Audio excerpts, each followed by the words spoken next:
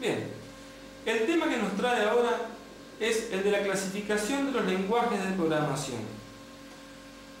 Si nos ponemos a buscar un poquito de bibliografía por ahí, podemos decir que existe más de una clasificación de los lenguajes de programación.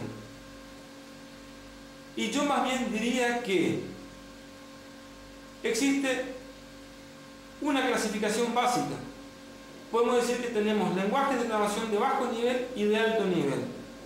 Y dentro de esta clasificación básica podemos llegar a subdividirla, pero no tan rigurosamente como por ahí algunos la clasifican. ¿Por qué? Porque si nos ponemos a buscar un poquito, nos damos cuenta que hay lenguajes de programación que encuadran en una clasificación y en otra. Incluso hay lenguajes de programación que encuadran en 3, 4 clasificaciones diferentes de clasificación de los lenguajes de programación. Yo les voy a decir a ustedes más que nada, el lenguaje de programación es la herramienta que me permite a mí escribir instrucciones para que las ejecute un computador para poder resolver un problema, más allá que esté dentro de una clasificación u otra. Vayamos a ver cómo podemos clasificar los lenguajes de programación. Bien, lenguajes de programación, clasificación. Vamos a ver un poquito cómo podemos clasificar los lenguajes de programación. Nosotros podemos clasificar por su abstracción, por su forma de ejecución o según su paradigma. Bien, por su abstracción. ¿Por qué decimos por su abstracción? Nosotros podemos decir que los lenguajes de programación se pueden clasificar en lenguajes de bajo nivel o de alto nivel.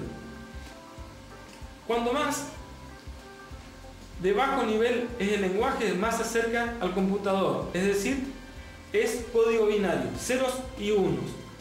Y cuanto más se abstrae, es decir, nos olvidamos de los ceros y unos y nos acercamos al lenguaje cotidiano que utilizamos, estamos hablando del lenguaje de programación de alto nivel. La otra clasificación dice por su forma de ejecución. Nosotros podemos decir que tenemos programas que se deben compilar y obtenemos un ejecutable, es decir, se lo traducen a ceros y unos y a partir de ahí son entendidos por el computador. O también tenemos programas que son interpretados. ¿Qué quiere decir esto? Que nosotros podemos escribir el lenguaje de programación y cuando se ejecuta ese programa es interpretado por un programa intermedio. Ese programa intermedio llamado intérprete lo que hace es leer líneas de programa y traducirlas a código binario. Y la última que dice, según su paradigma, tiene que ver con los diferentes paradigmas de programación. Vamos a ver que hay diferentes tipos de paradigmas. No podemos decir qué paradigma es mejor o cuál tiene mayores ventajas. Lo que sí podemos decir es que los paradigmas no son iguales. Y sí, cada paradigma fue nacido o fue hecho para solucionar algún problema en especial, ¿sí? Por lo tanto, según en el campo de acción, va a ser más provechoso utilizar un paradigma u otro. Bien, entonces, por la abstracción, dijimos lenguajes de bajo nivel y de alto nivel. El de bajo nivel era un lenguaje de programación que se escribe con ceros y unos, es decir, código binario. Lenguaje de programación de alto nivel es un lenguaje de programación ya más cercano al ser humano. Ya hay comandos que son comunes en la jerga del ser humano. Después tenemos otra clasificación por la forma de ejecución, compilados o interpretados. Los compilados eran los que se traducían para que el programa pueda ser leído o entendido por el computador. Y los interpretados, habíamos dicho que se escribían los programas en un lenguaje de programación y por medio de un programa intérprete eran entendidos por la computadora. Bien. Después tenemos según su paradigma. Pueden ser imperativos, funcionales, lógicos, estructurados, modulares, dirigidos a eventos o también llamados orientados a eventos, orientados a objetos y orientados a aspectos. Son algunos de los paradigmas más comunes que nos podemos encontrar.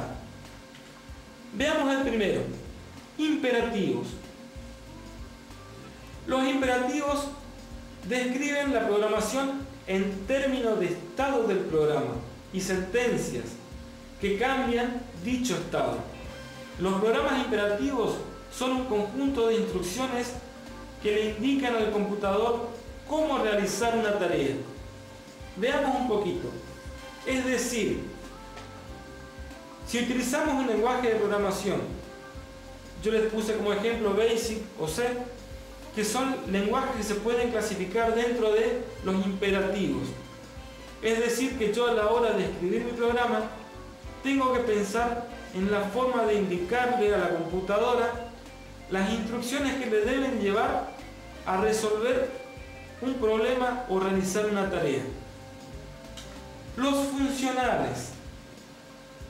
Los funcionales están constituidos únicamente por definiciones de funciones matemáticas. Bien, los lenguajes de programación funcionales están constituidos por funciones, pero no funciones de programa, sino funciones matemáticas. Es decir, para llegar al resultado se deben aplicar, o mejor dicho, se deben resolver funciones aritméticas o matemáticas para llegar a tomar una decisión. Después tenemos los lógicos. Se basan en la definición de reglas lógicas para luego, a través de un motor de inferencias lógicas, responder preguntas planteadas al sistema. ¿Qué quiere decir esto? Los lenguajes de programación lógicos se basan en lo que es la lógica funcional o inferencia lógica. Nosotros planteamos diferentes tipos de condiciones lógicas o casos lógicos y el sistema es encargado a partir de esas decisiones o esos sucesos o esos casos responder a preguntas que se le pueden hacer. Estos lenguajes de programación son comúnmente utilizados para resolver problemas de lo que es inteligencia artificial o sistemas expertos. Después tenemos los lenguajes estructurados. Y dice que en los lenguajes estructurados la programación se divide en bloques, que serían procedimientos y funciones. Y acá veamos, estas funciones no son como las anteriores que habíamos dicho, funciones matemáticas. No, acá estamos hablando de funciones en programación. Las funciones en programación, ¿qué son? Son fragmentos de programa o subprogramas que se escriben para solucionar un problema. Las funciones pueden tomar valores como parámetro y siempre van a devolver un resultado. Y los procedimientos normalmente se crean para realizar acciones. Bien, que pueden o no comunicarse entre sí.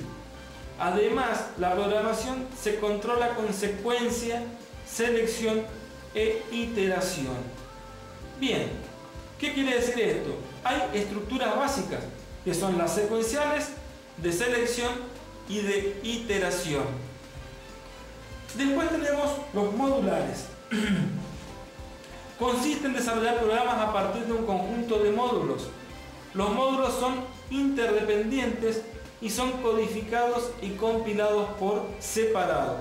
Es decir, se crean diferentes módulos que lo que hacen es resolver un problema específico. Después tenemos los dirigidos a eventos o también llamados orientados a eventos. Y dice, en este paradigma, la estructura como la ejecución de los programas van determinados por los sucesos que ocurran en el sistema o que ellos mismos provoquen. vendría a ser lo que estamos nosotros más bien acostumbrados a utilizar. Nosotros normalmente trabajamos con un sistema operativo que tiene ventanas. En una ventana nosotros podemos tener diferentes controles o cuadros de textos o botones. No hay una secuencia que nos indique o que nos diga a nosotros que tenemos que presionar un botón u otro en determinado momento, sino que nosotros vamos presionando según lo que creamos que necesitamos hacer. ¿Qué quiere decir esto? Ese programa va a estar escuchando qué eventos van sucediendo sobre su interfaz. Después tenemos los lenguajes de programación orientados a objetos. La programación orientada a objetos expresa un programa como un conjunto de objetos que colaboran entre ellos para realizar tareas. Bien, ¿qué quiere decir esto? Un programa mismo es un objeto que puede contener varios objetos, pero estos objetos encapsulan ciertas tareas y colaboran entre ellos para resolver el problema. Eso es básicamente lo que es programación orientada a objetos. Después tenemos programación orientada a aspectos. Es un tipo de programación que pretende lograr la independencia de los módulos. De esta manera puede llegar a una menor dispersión de código. Es decir, se trata de utilizar módulos en común dentro de la aplicación. Es decir, si en una aplicación necesitamos hacer una tarea repetitivas veces en diferentes etapas de la misma, se crea un módulo independiente para reutilizarlo en cada una de estas partes de la aplicación. Bien, esta es una clasificación válida de los lenguajes de programación.